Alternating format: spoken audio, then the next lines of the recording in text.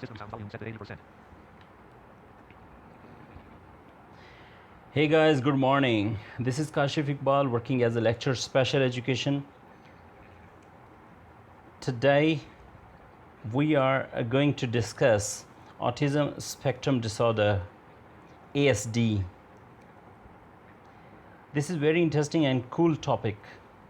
So before going to discuss this topic, I would like to share the agenda for this discussion today with you people. After the successful completion of this topic, you will be able to, number one, to describe the meanings of the autism. आप autism के meanings easily describe कर सकेंगे. Number two, to describe the symptoms of autism. आप autism के जो symptoms हैं वो भी easily बयान कर सकेंगे. Number three, to elaborate causes and risk factor of ASD. ASD के जो causes हैं या जो risk factors हैं वो आप easily elaborate कर सकेंगे. Number four, to speak about the prevention. Autism spectrum disorders की preventions क्या हैं इस बारे में भी आप easily बता सकेंगे, बताने के काबिल हो जाएंगे.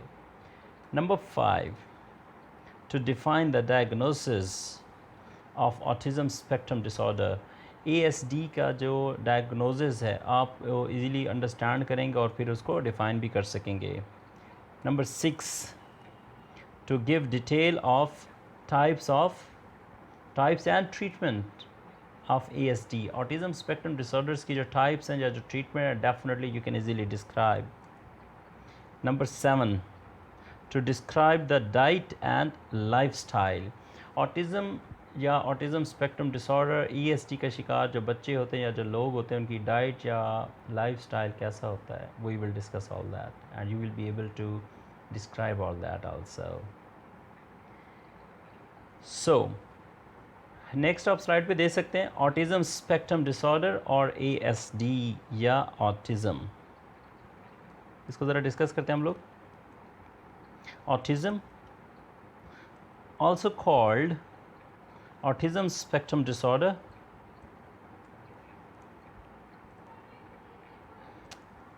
ASD, is a complicated condition that include problems with communication and behavior. Autism या autism spectrum disorder एक complicated condition है जिसमें कम्युनिकेशन और बिहेवियर के साथ जो प्रॉब्लम है वो एसोसिएटेड है. कम्युनिकेशन और बिहेवियर में जो प्रॉब्लम है वो आता है ऑटिज़म स्पेक्ट्रम डिसऑर्डर में. It can involve a wide range of symptoms and skills. Autism में बहुत सारे सिम्टम्स भी हैं और काफ़ी ज़्यादा स्किल्स भी हैं. ASD can be a minor problem और a disability. Autism spectrum disorder एक माइनर प्रॉब्लम भी हो सकता है और एक डिसेबिलिटी भी हो सकती है.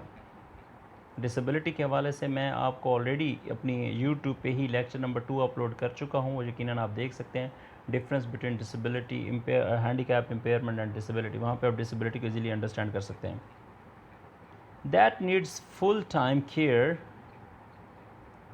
इन a special facility. Autism spectrum disorder को फुल टाइम केयर की ज़रूरत होती है एक स्पेशल सेटिंग में.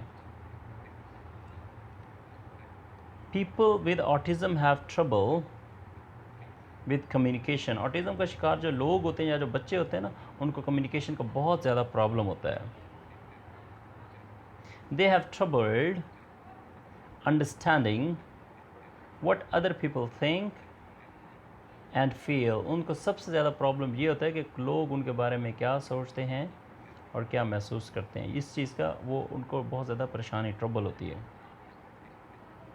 This makes it hard for them to express themselves either with words और through gestures, facial expressions and touch. तो ये चीज़ उनके लिए काफ़ी मुश्किल क्रिएट करती है कि वो वर्ड्स या जेस्चर्स के साथ या फेशियल एक्सप्रेशंस के साथ या टच के साथ खुद को एक्सप्रेस कर सकें. This is very difficult for them. People with autism might have problem with learning. Autism का शिकार जो लोग होते हैं या जो बच्चे होते हैं उनको लर्निंग डिफ़िकल्टी भी हो सकती है. Their skills might developed unevenly. उनकी जो स्किल्स हैं वो उस तरह डेवलप ना हो जिस तरह बाकी नॉर्मल लोगों के होते हैं. For example they could have trouble communicating. For example उनको कम्युनिकेशन में तो प्रॉब्लम हो सकता है, but be unusual good at art. लेकिन हो सकता है कि उनकी आर्ट बहुत अच्छी हो, म्यूज़िक बहुत अच्छा हो, mathematics could be extra skill. Mathematics एक बहुत अच्छी स्किल हो सकती है, और मेमोरी और उनकी याददाश्त भी बहुत अच्छी हो सकती है. बिकॉज ऑफ दिस, इस वजह से they might do specially well on test of analysis और प्रॉब्लम सॉल्विंग. और इसी वजह से एनालिसिस या प्रॉब्लम सॉल्विंग का जो टेस्ट होता है उसमें वो बहुत अच्छा परफॉर्म करते हैं. More children are diagnose with autism now then ever before. बहुत सारे बच्चे पहले की निस्बत अब ऑटिज़म की निस्बत ज़्यादा जो है ना डायग्नोज हो चुके हैं. But the latest number could be higher because of changes how its diagnosis, not because more children have a disorder. इसका ऑटिज़म जो है ये पहले की निस्बत ज़्यादा डायग्नोज हुआ है, लेकिन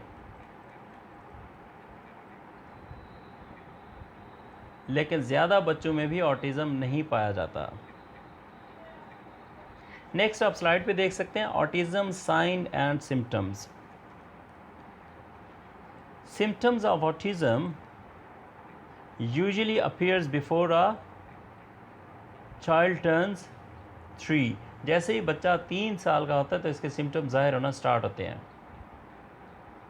सम people show sign from birth. कुछ बच्चों के जो साइन होते हैं वो बर्थ से ही अपीयर होना शुरू हो जाते हैं. Common symptoms of autism spectrum disorder include. अभी जो कॉमन सिम्टम्स है ऑटिज़म स्पेक्ट्रम डिसऑर्डर ASD के वो क्या है, उसमें नंबर 1 पे आप देख सकते हैं a lack of eye contact की कमी या deficiency. Number 2 a narrow range of interest और intense interest in certain topic. मखसूस टॉपिक्स में इंटरेस्ट बहुत कम होता है. Number 3 doing something over and over like repeating words or phrases, rocking back and forth or flipping a lever. So इसमें repeated action होते हैं, बार बार चीज़ों को दोहरा रहे होते हैं और किसी काम को बार बार कर रहे होते हैं. नेक्स्ट पॉइंट आप देखेंगे high sensitivity to sounds, touches, smells or sights that seem ordinary to other people. बाकी लोगों की निस्बत इनकी जो सेंसरी स्किल है जिसमें स्मेल है, टच है, टेस्ट बहुत तेज़ होती हैं, बहुत शार्प होती हैं. This is very good. Next point आप देखेंगे नॉट लुकिंग एट और लिसनिंग टू अदर पीपल. बाकी लोगों को ना सुनना है ना देखना है. Not looking at things when other person points at them. और ना उन चीज़ों को देखना है जिनको बाकी लोग इशारा कर रहे हैं. Next not wanting to be held or cuddled. किसी से गले मिलने की कोशिश भी नहीं करते। नेक्स्ट, प्रॉब्लम अंडरस्टैंडिंग और using speech, gestures, facial expressions और tone of voice. Tone of voice, facial expressions, gestures, इन सब में प्रॉब्लम होता है। Next, talking in a sing song, flat और रोबोटिक वॉइस। इनकी जो आवाज़ होती है वो ऐसे लगता है जैसे कोई रोबोट बोल रहा होता है या कोई गाना गा रहे होते हैं। Trouble adopting to changes in routine, daily routine में जो चेंजेस होती हैं उसको एक्सेप्ट करने में या उसको अडॉप्ट करने में बहुत ज़्यादा परेशानी होती है, इनको डिफ़िकल्टी होती है, ट्रबल होती है। तो ये है ऑटिज़म के साइंस एंड सिम्टम्स। अगर ये नीचे आप छोटा सा नोट देखें, सम चिल्ड्रन विद ऑटिज़म में आल्सो हैव सीजर्स। कुछ ऐसे बच्चे जिनको ऑटिज़म होता है वो सीजर्स का भी, यानी कि फिट से झटके भी लगते हैं उनको।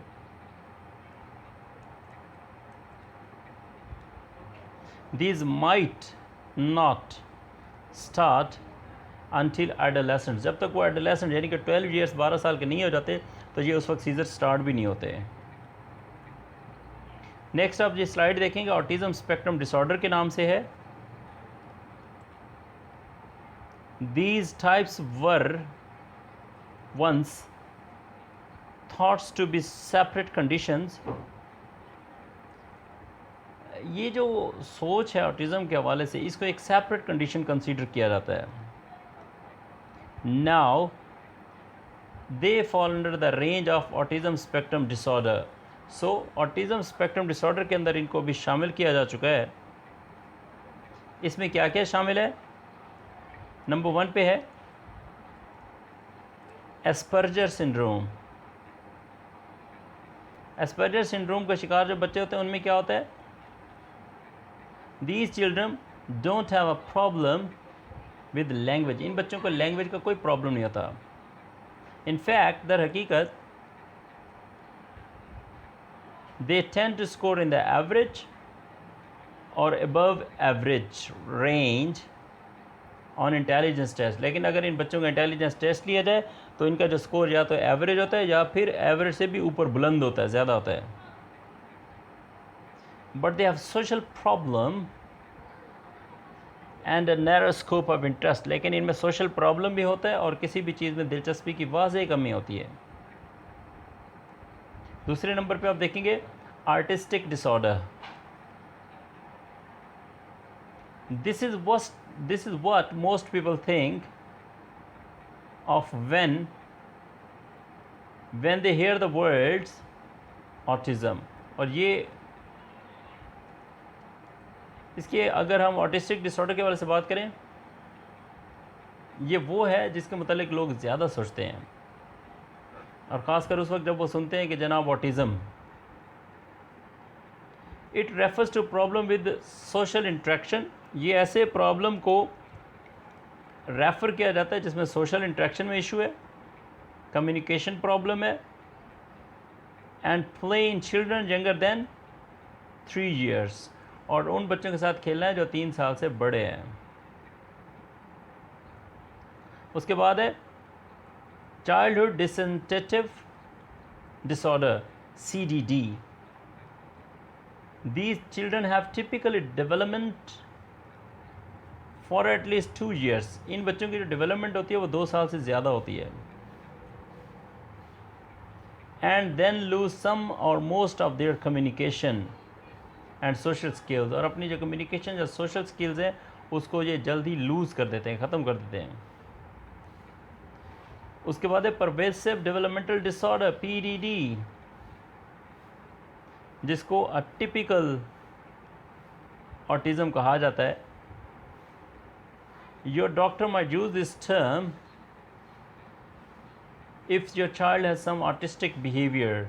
अगर किसी बच्चे के अंदर ऑटिस्टिक बिहेवियर है तो एक डॉक्टर इस टर्म को यूज़ कर सकता है, PDD।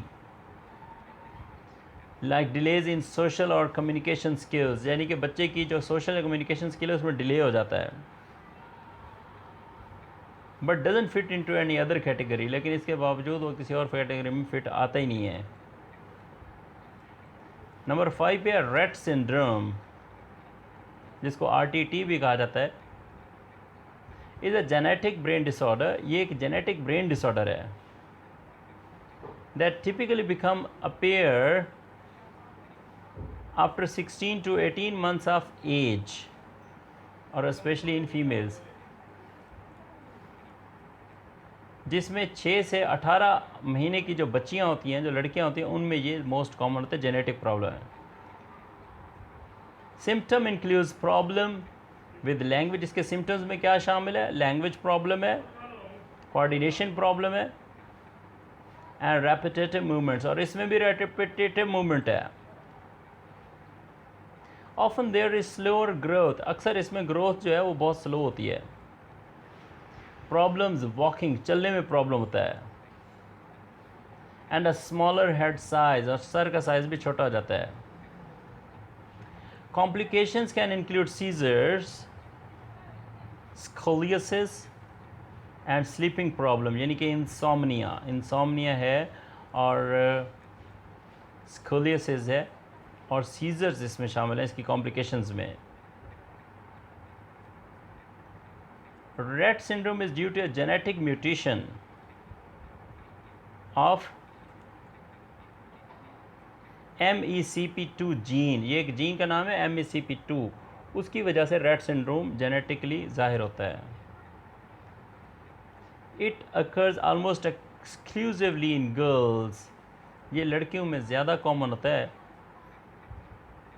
Boys who have a similar mutation typically die shortly after birth, और अगर किसी लड़के के अंदर ये असरात पाए जाएँ रेट सिंड्रोम के, तो वो बर्थ के फ़ौरन बाद फौत हो जाता है। Diagnostic is based on symptoms, इसका जो डायग्नोस्टिक है वो सिम्टम के बेस पे किया जाता है, and can be confirmed with genetic testing, और जेनेटिक टेस्टिंग के ज़रिए इसको कन्फर्म किया जा सकता है। There is no known cure for Rett syndrome, Rett syndrome का अभी तक कोई इलाज है ही नहीं।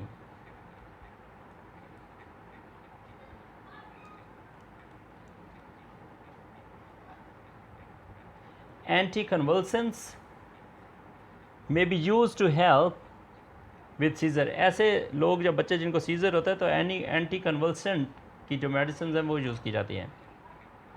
स्पेशल एजुकेशन भी यूज़फुल है, physiotherapy is also useful, and braces में भी यूज़फुल, और ब्रेसेस को भी इस्तेमाल किया जा सकता है।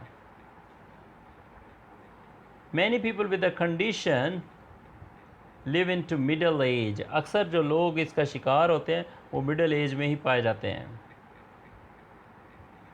And raise rate a paediatrician, और ये जो रेट था ना, ये एक पेडियाट्रिशियन था, बच्चों का डॉक्टर था। इन Vienna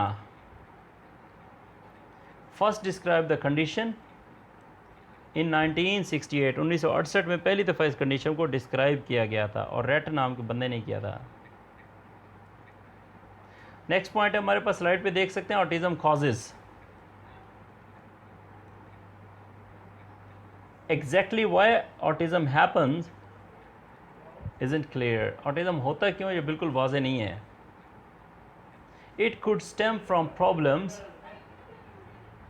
in parts of your brain, brain के किसी हिस्से में जो प्रॉब्लम होता है तो ये उसकी वजह से भी हो सकता है। That interprets sensory information, जो कि सेंसरी इंफॉर्मेशन को इंटरप्रेट करता है, एंड प्रोसेस लैंग्वेज, और फिर लैंग्वेज की प्रोसेसिंग भी करता है। नेक्स्ट पॉइंट आप देख सकते हैं, कॉमन इन, आगे क्वेश्चन मार्क है, ये हमारा एक अहम पॉइंट है। Autism is 4 times more common in girls than boys, autism 4 गुना लड़कियों में ज़्यादा कॉमन है लड़कों की निस्बत।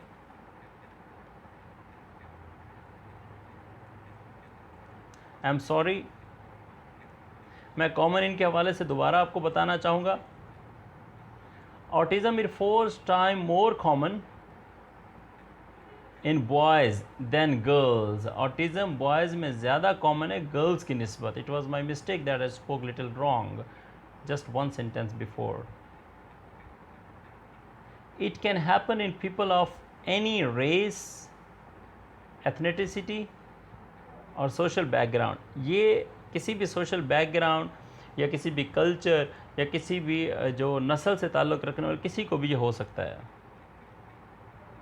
Family income, lifestyle or education level doesn't affect a child risk of autism. ऐसा बच्चा जो रिस्क पे हो तो उसको कभी इफ़ेक्ट नहीं करते फैमिली इनकम कैसी है, ये सारी चीज़ें ना.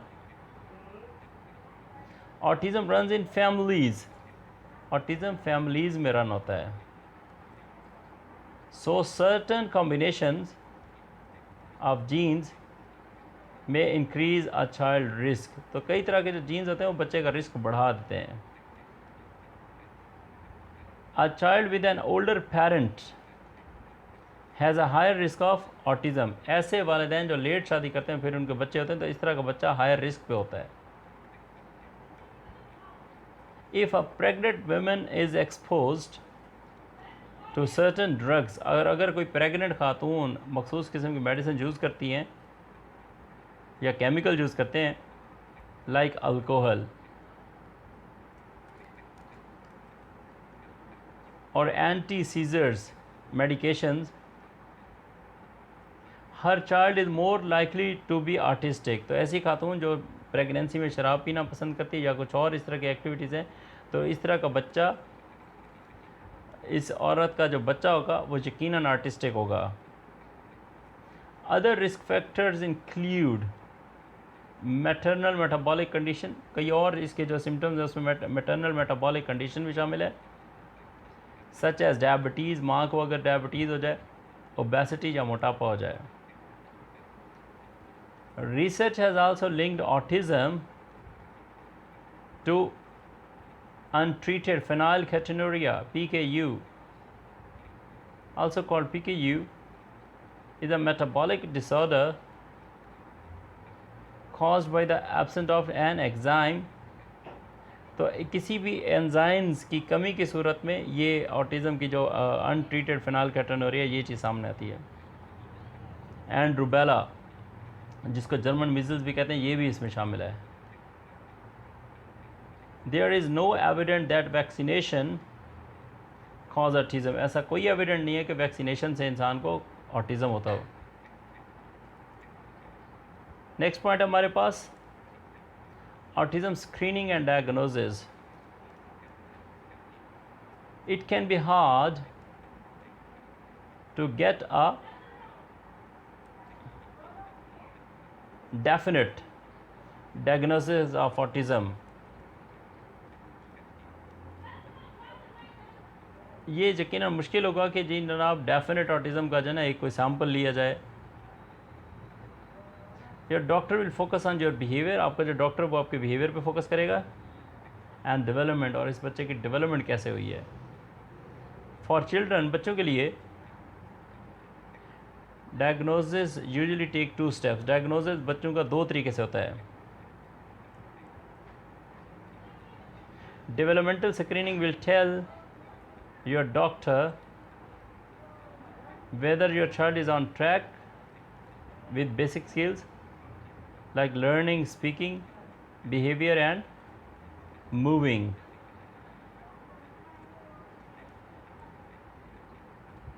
एक डेवलपमेंटल स्क्रीनिंग की जा सकती है जो कि आपको बताएगी कि आपका जो बच्चा है वो बेसिक स्किल्स के साथ इंटरेक्ट कर रहा है, जिसमें लर्निंग है, स्पीकिंग है, बिहेवियर है और मूविंग भी शामिल है. Expert suggest that children B screen for this developmental delays. Expert कहते हैं कि बच्चे के डेवलपमेंटल डिले के दौरान इन चीज़ों को ज़रूर मॉनिटर करें, ज़रूर देखा करें. During their regular checkup at 9 months and 18 months या 20 to 30 months of age. Children are routinely checked specifically. बच्चों को मखसूस तरीके से रोज़ाना चेक किया जाता है for autism at their 18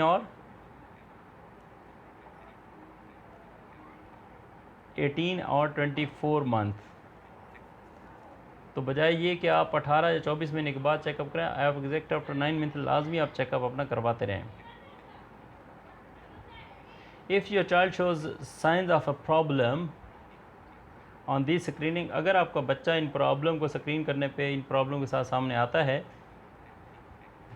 they will need a more complete evaluation, तो उनको यकीनन एक कॉम्प्रिहेंसिव इवेल्यूएशन की ज़रूरत होगी। This might include hearing and vision, तो इस तरीके से इसमें हियरिंग और विजन भी इन्वॉल्व है।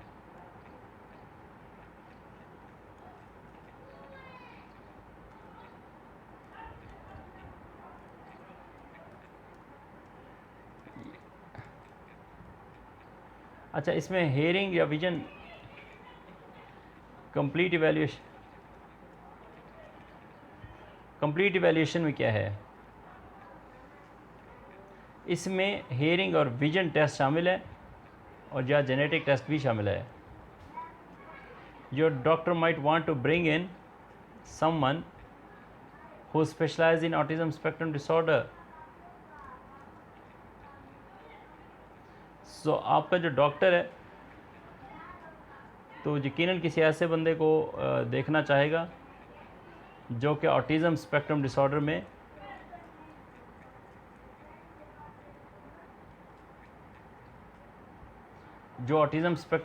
में माहिर हो,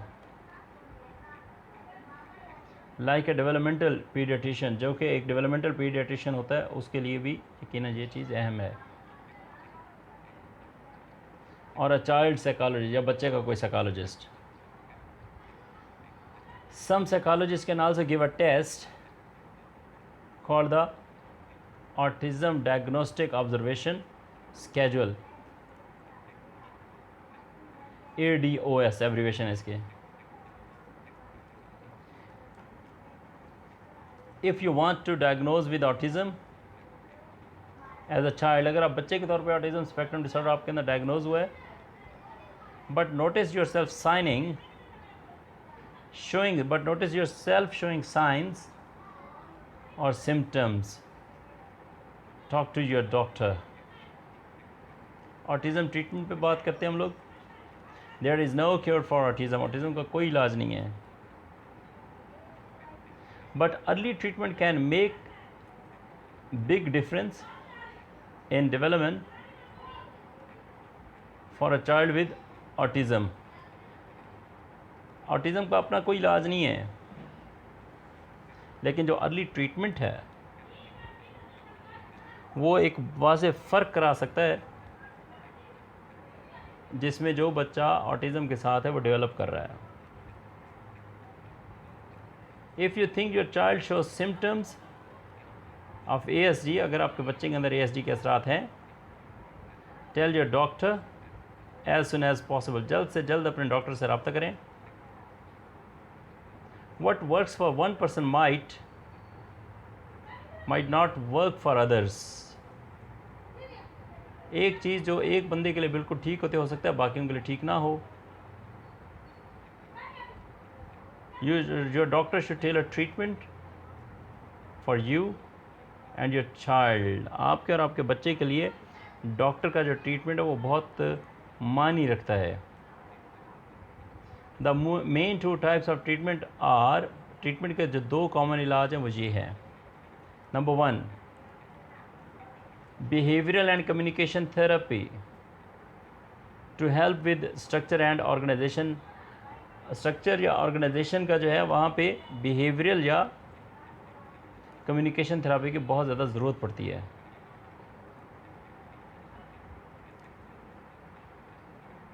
applied behaviour analysis ABA is one of this treatment, ये उन ट्रीटमेंट में से एक है। इट प्रमोट्स पॉजिटिव बिहेवियर, इससे पॉजिटिव बिहेवियर प्रमोट होता है, एंड डिस्करेजेज नेगेटिव बिहेवियर, और नेगेटिव बिहेवियर को डिस्करेज किया जाता है। Occupational therapist can help with life skills like dressing, eating and relating to people. Dressing, eating और कुछ लोगों से मुतल्लिक जो है उसमें ऑक्यूपेशनल थेरेपिस्ट अपना जो है ना जो काम है वो कर रहे होते हैं, जिसमें लाइफ स्किल्स पे काम करना ज़्यादा शामिल है।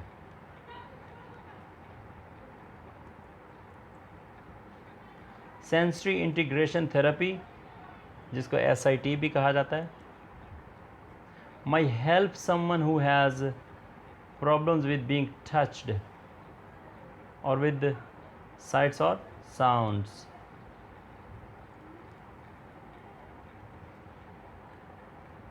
सेंसरी इंटीग्रेशन जो थेरेपी होती है ये उस बंदे की ज़्यादा हेल्प कर सकती है जिसको टच करने से प्रॉब्लम होता है या किसी साइड या साउंड के साथ होता है। Speech therapist improves communication skill. Speech therapist जो है वो बच्चे की कम्युनिकेशन स्किल इम्प्रूव करता है।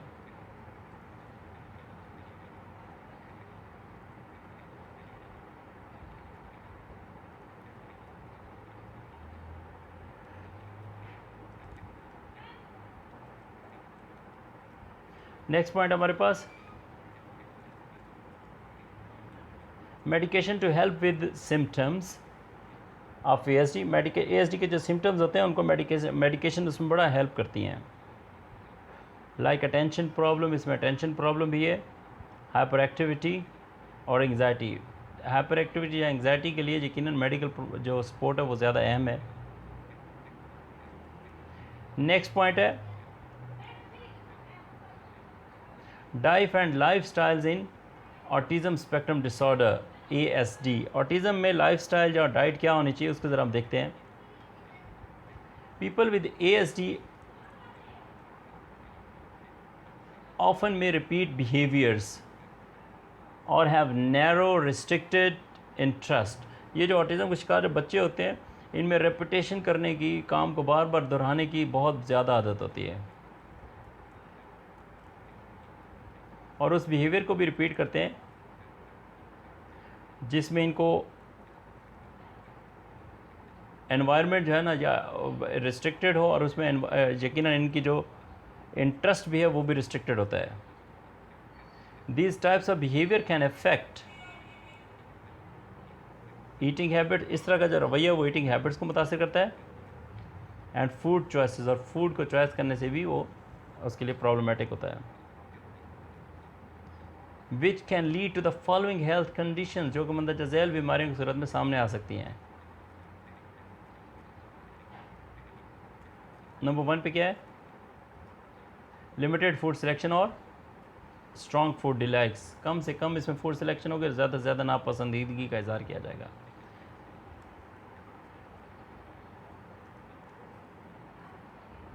लिमिटेड फूड सिलेक्शन और strong food dislikes. Someone with autism may be sensitive to the taste। कुछ लोग जो ऑटिज़म का शिकार होते हैं उनके टेस्ट सेंस बहुत ज़्यादा शार्प होती है, टेस्ट के मामले सेंसिटिव होते हैं। स्मेल में भी सेंसिटिव होते हैं। कलर और टेक्सचर इसमें भी काफ़ी ज़्यादा वो चूज़ी होते हैं। दे में लिमिट और टोटली अवॉइड सम फूड्स। वो कुछ फूड्स को लिमिटेड भी करते हैं या अवॉइड भी करते हैं। And even whole food groups, और बाद का पूरे होल ग्रुप को रिजेक्ट कर देते हैं। डिसलाइकनेस में include strong flavor foods, fruits and vegetables और certain textures such as slippery और सॉफ्ट फूड्स।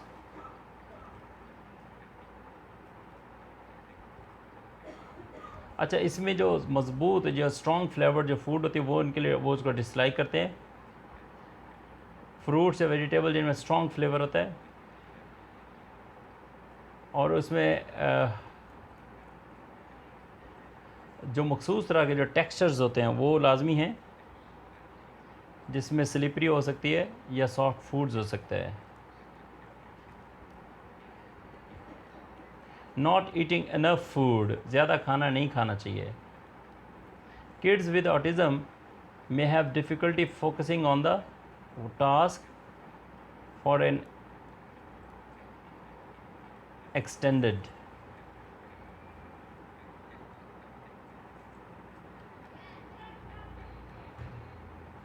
जो ऑटिज़म का शिकार जो बच्चे होते हैं वो एक ऑब्जेक्ट पे एक टाइम में फोकस नहीं कर सकते। ऑफ टाइम, वक्त के साथ साथ it may be hard for a child, एक बच्चे के लिए यकीनन ये मुश्किल हो जाता है टू सिट डाउन, कि बैठ जाए and eat a meal from start to finish, और पूरे का पूरा खाना ख़त्म कर दे।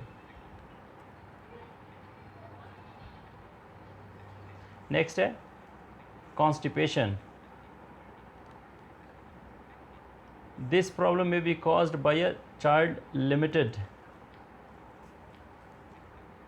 Food choices. ये इस वजह से होता है कि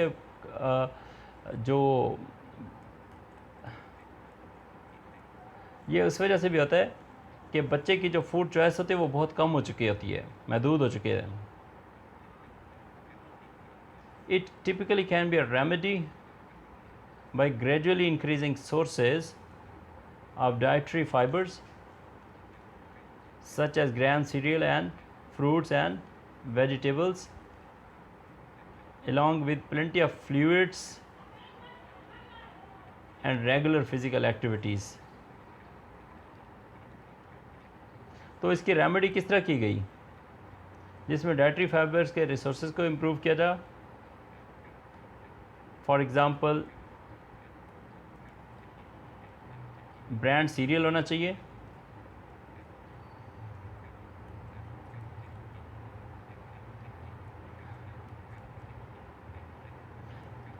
brand cereals and fruits and vegetables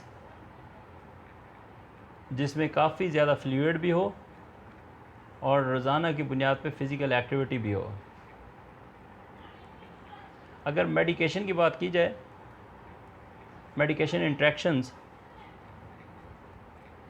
some stimulant medications used with autism, कुछ stimulant medications हैं जो ऑटिज़म में यूज़ की जाती हैं, can lower appetite, लेकिन इन मेडिसिन के इस्तेमाल से भूख ख़त्म हो जाती है। This can reduce the amount of foods a child eats, तो इससे एक बच्चा जो खाता है वो उसमें एक लिमिटेड अमाउंट देखने में आता है, विच में इफ़ेक्ट ग्रोथ, और यकीनन बच्चा अगर इसको नहीं खाएगा तो उससे उसकी ग्रोथ जो है ना वो मुतासर होती है। अदर मेडिकेशन में इंक्रीज एपिटाइट, बाकी जो मेडिसिन है वो भूख तेज़ करती हैं और affect the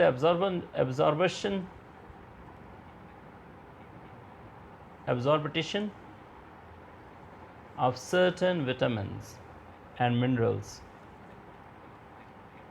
If your child take medicines, अगर आपका बच्चा मेडिसिन लेता है, ask your healthcare provider about possible side effect.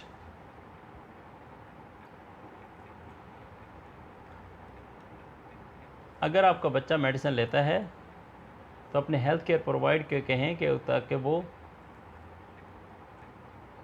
किसी भी तरह के जो पॉसिबल जो हेल्थ इफ़ेक्ट्स होते हैं उनसे कैसे हम बच सकते हैं। नेक्स्ट है caring for child with ASD can B challenging eight many levels. कई लेवल पे ASD के शिकार जो बच्चे होते हैं उनको डील करना बड़ा मुश्किल होता है। एंड हेल्पफुल ईटिंग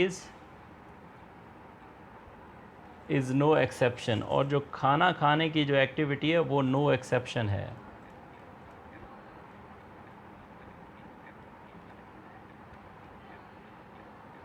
तो हेल्थफुल जो ईटिंग होती है, जो सेहतमंद जो खाना होता है उसकी कोई एक्सेप्शन नहीं है। फॉर चिल्ड्रन विद ASD के शिकार जो बच्चे होते हैं,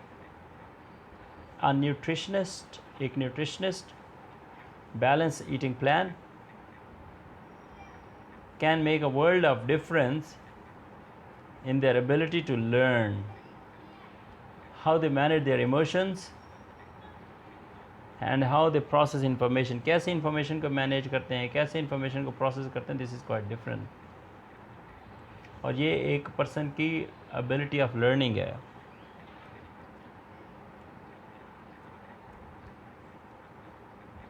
Because children with ASD often avoid certain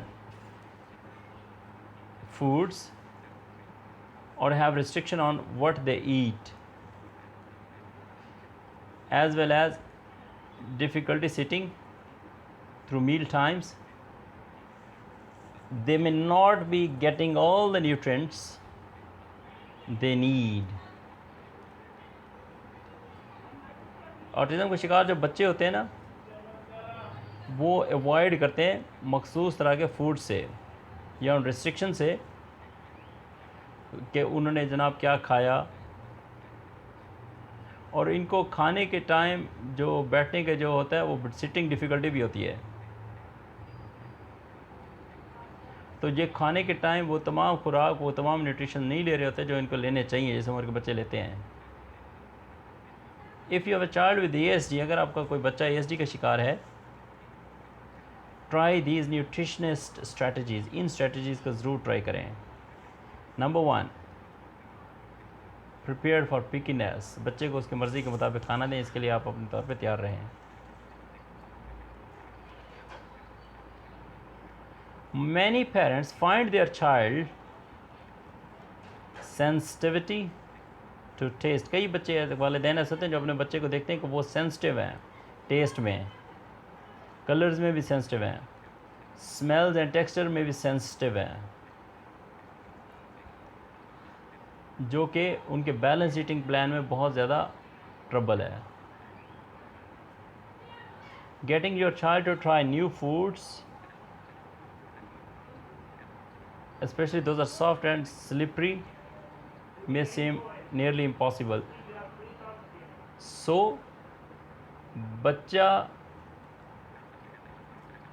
बच्चे को आप प्रोवाइड करें, वो खुराक प्रोवाइड करें जो नई हो और ये नरम हो और स्लिपरी हो। इसमें you may find that your child avoid certain foods, आपको यकीनन पता चलेगा कि आपका जो बच्चा वो मखसूस खुराक को, मखसूस फूड को अवॉइड करता है, और इवन एंटायर फूड ग्रुप्स, और या हो सकता है कि पूरे फूड ग्रुप को ही रिजेक्ट कर दे।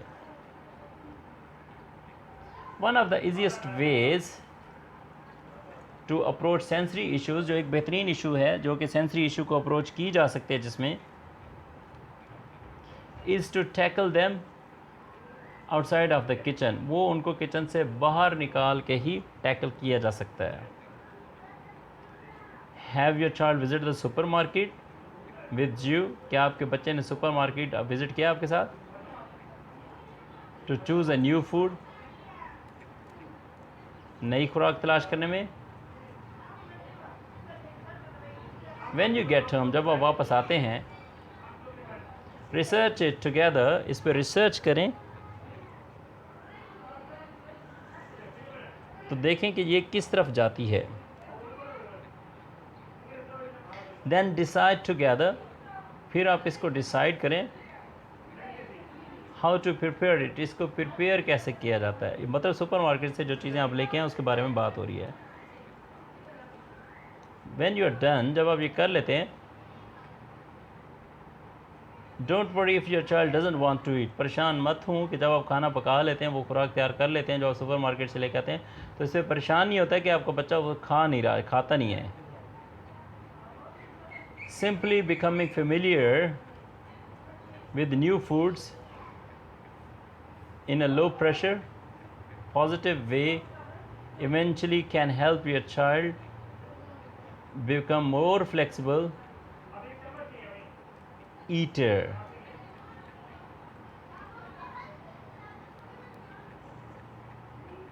सिर्फ आपने बच्चे को फेमिलियर करना है उस चीज़ से, उस फूड से, ताकि ये चीज़ बच्चे की मदद करती है कि वो एक अच्छा फ्लेक्सिबल ईटर बन के सामने आए। नेक्स्ट पॉइंट है हमारे पास, make mealtime routine. Second point है, A child with autism spectrum disorder have to work harder at meal times, एक जो ASD के शिकार जो बच्चा होता है ना, उसको खाने के टाइम बहुत ज़्यादा हार्ड काम करना पड़ता है। Because a busy kitchen, bright lights, even the way furniture arranged, all are potential stressors, all are potential stressors, ये सारे पोटेंशियल स्ट्रेसर्स हैं बच्चे के लिए कि किचन में क्या है, फर्नीचर क्या है,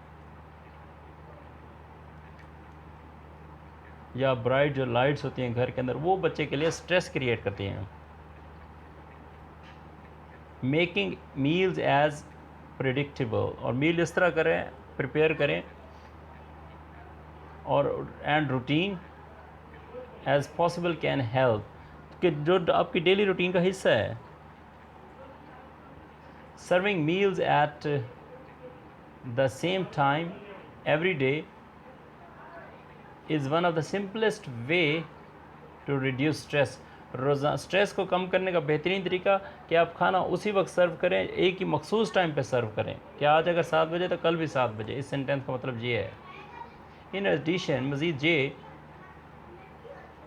think about what concession you can make for easier meal times. आसान मील टाइम के लिए आप ज़्यादा से ज़्यादा रियायत क्या कर सकते हैं।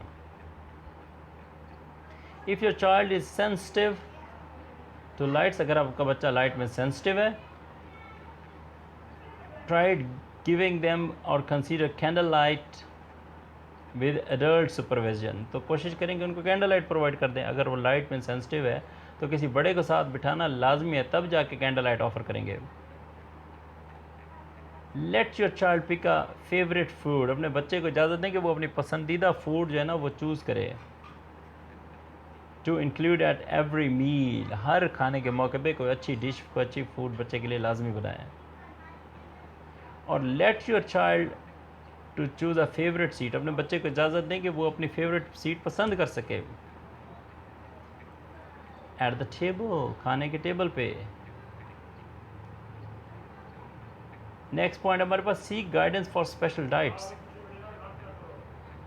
You may have heard that, आपने यकीनन ये सुना होगा, a gluten-casein free diet can improve symptoms of ASD। Autism spectrum disorders के जो सिम्टम्स हैं ना वो ग्लूटेन यानी कि मैदा खाने से ज़्यादा बढ़ते हैं। Gluten is a type of protein in wheat, found in wheat. गंदम के अंदर जो प्रोटीन पाया जाता है उसको ग्लूटेन कहा जाता है।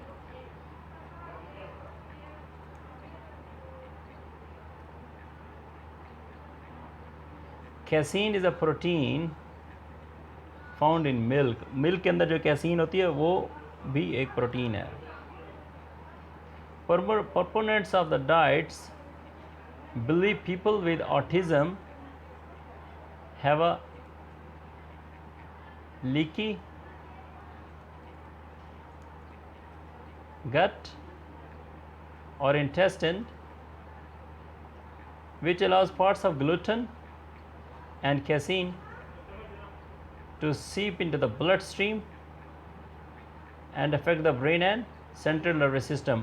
ब्रेन और सेंट्रल नर्वस सिस्टम के लिए ये ग्लूटेन और कैसीन हैं जो कि इंसान के ब्लड में शामिल होकर ब्रेन और सेंट्रल नर्वस सिस्टम को नुकसान पहुंचाती हैं। The belief is that this में लीड टू ऑटिज़म और मैग्नीफाई इट्स सिम्टम्स, तो ज़्यादा इम्कान यही है कि यही चीज़ ऑटिज़म को लेके जाती है या उसके सिम्टम्स को मैग्नीफाई करती है। हाउएवर, ताहम controlled scientific studies have not proven this to be true, लेकिन जो कंट्रोल्ड या साइंटिफिक स्टडीज़ हैं उन्होंने अभी तक इसको प्रूव नहीं किया है। So the research at this time does not support there use, तो इस वजह से रिसर्च जो है इसका अभी तक इस्तेमाल साबित नहीं कर सकी। कीप इन माइंड, ये जहन में रखें, that restricted diets require careful planning, कि जो रिस्ट्रिक्टेड डाइट होती है उसको बहुत अच्छी प्लानिंग की ज़रूरत होती है। To make sure your child nutrition needs are being met, आपको ये यकीन करना पड़ेगा कि आपके बच्चे की जो न्यूट्रिशन जो नीड्स हैं वो पूरी की जा रही हैं। Consult with a registered nutritions, एक रजिस्टर्ड न्यूट्रिशन के साथ कंसल्ट करें, रब्ता करें before making any drastic changes to your child meal, बच्चे का खाना तब्दील करने से पहले अगर आप ड्रास्टिक चेंजिंग करना चाहते हैं तो न्यूट्रिशन से ज़रूर रब्ता करें। ड्रास्टिक चेंजेस का मतलब होता है ज़रूरी जो तब्दीलियाँ हैं।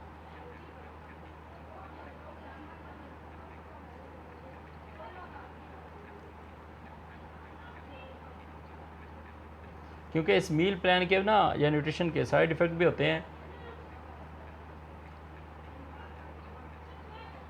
जब ग्लूटेन या कैसीन वाली जो डाइट है उसकी सेल्फ प्रिस्क्रिप्शन हो जाए ना। नेक्स्ट हमारे पास पॉइंट है working with a registered dietitians nutritionist dietitian nutritionist. Most children, कई बच्चे विद और विदाउट ऑटिज्म, चाहे वो ऑटिज्म का शिकार हैं या नहीं हैं, कैन बी चूजी हो सकते हैं, and particular about the foods, और फूड्स के वाले से पर्टिकुलर होते हैं, दे ईट, जो वो खाते हैं। Our registered dietitians nutritionist can identify any nutritional list, वो रिस्क, किसी भी न्यूट्रिशनल रिस्क को आइडेंटिफाई कर सकते हैं based on how your child eats, इस बात पे कि आपका बच्चा खाता कैसे है। Answer your question about the effectiveness and safety of the nutritionist therapies. तो आपका यकीनन ये सेफ्टी या जो है ना न्यूट्रिशनिस्ट जो थेरापी होती है जिसमें उसकी इफ़ेक्टिवनेस और सेफ्टी को ज़रूर मद्देनज़र रखा जाता है, ये उस जवाब में शामिल है। And supplement advertised for autism help guide your child on how to eat well and live helpfully. तो बच्चे के हवाले से कि हाउ टू ईट वेल जैसे सारे जो मैनर्स हैं ये सारे इसी में आते हैं और ये काफ़ी हेल्पफुल साबित हो सकते हैं।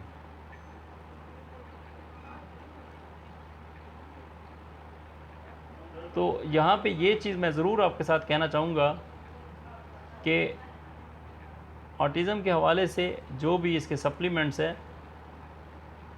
या इसमें जो हेल्प गाइड होते हैं वो आपके बच्चे की हेल्प करते हैं कि कैसे खाना है और कितना अच्छे तरीके से खाना है और कितने अच्छे तरीके से ज़िंदगी गुजारनी है।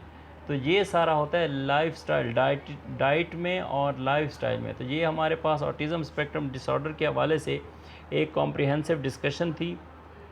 आई होप कि ये आपके लिए काफ़ी बेनिफिशियल होगा, काफ़ी यूज़फुल होगा। So thank you very much guys, take good care and good luck.